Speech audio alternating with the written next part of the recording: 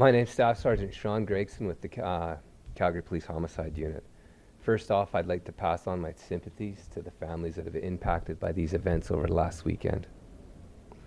We continue to investigate the two separate shootings that occurred this weekend in the northeast communities of Falconridge, Castleridge, and have determined that they are connected.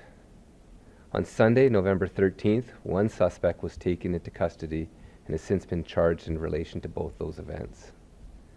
We believe the motive behind the shooting on Friday, November 11th, was a robbery, and that the victim and the suspect in this case are unknown to each other.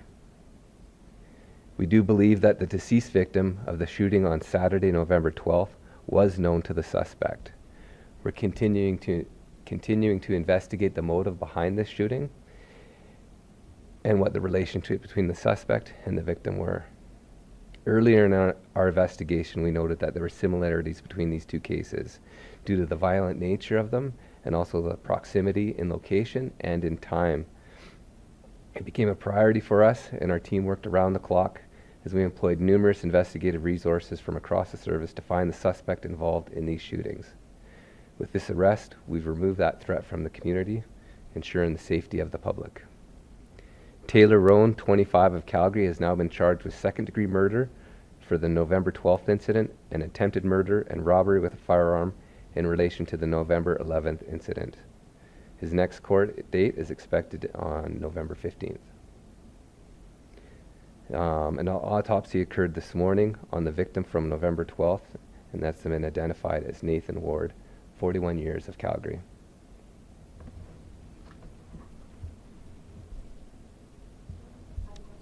Yeah, no, go ahead. You got questions? So yes, of course, as we all know, gun violence has been, of course, a big concern in Calgary, and that this brings us now to 122 this year, and that's also the 13th firearm-related homicide as well.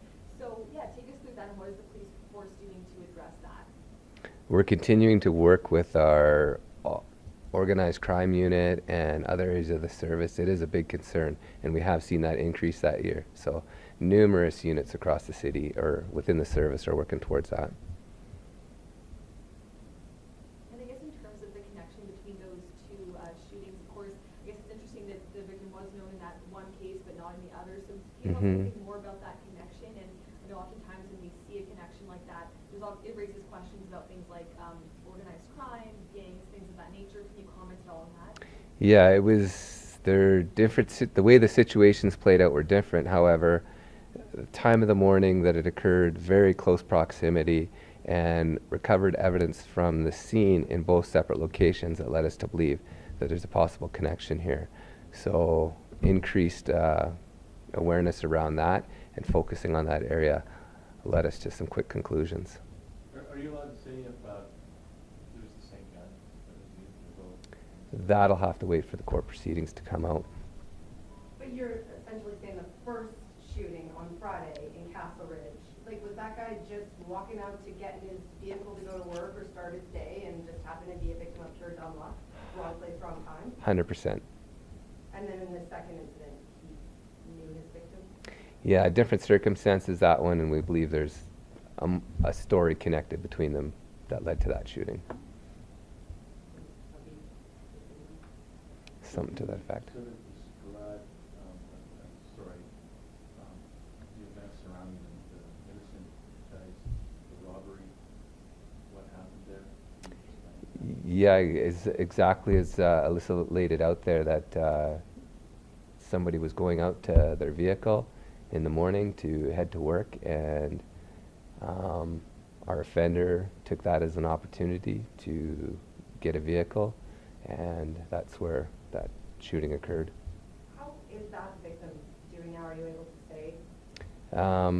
Yeah, that victim is still in hospital, currently right now stable, but he's not in good condition, and we're monitoring that and potentially could change at any moment.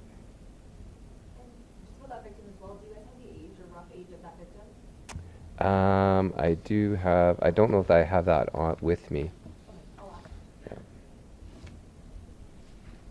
I guess I have another question too, just again in terms of public safety. I know you kind of addressed that earlier with the amount of gun violence we have seen, but I guess how important was it to catch the suspect in this case in such again, when you know there was that connection, kind of establish that early on. Anything you want to say to people who were concerned in those areas?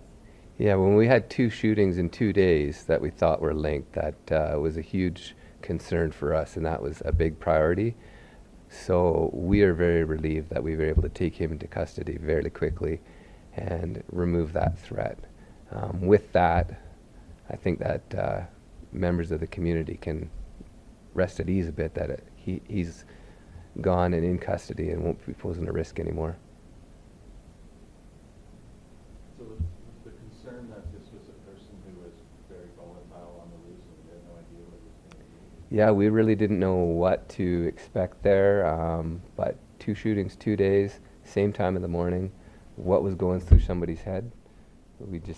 The potential for more violence was there, so that was the top priority.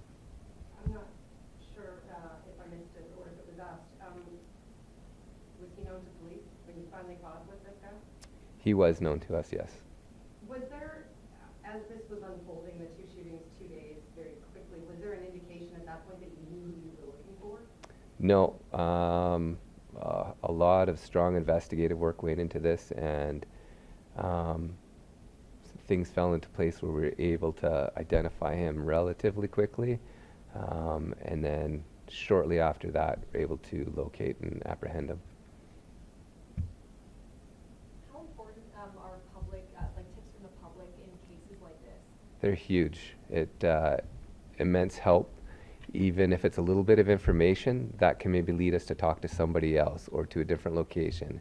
And we piece these pieces together like a puzzle, and we get a clear picture of what happened. So we always encourage that information to come in.